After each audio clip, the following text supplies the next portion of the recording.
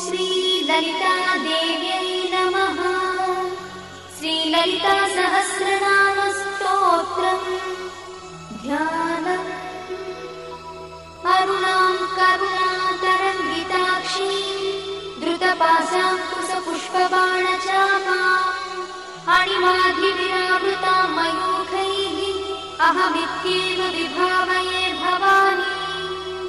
ध्यायेत् पद्मासनस्थां विकसितवदनां पद्मपत्रायताक्षीं हेमाभां पीतवस्त्रां करकलितलसद्देव पद्माम्बराङ्गी सर्वालङ्कारयुक्तां सततमभयदां भक्तनम्रां भवानी।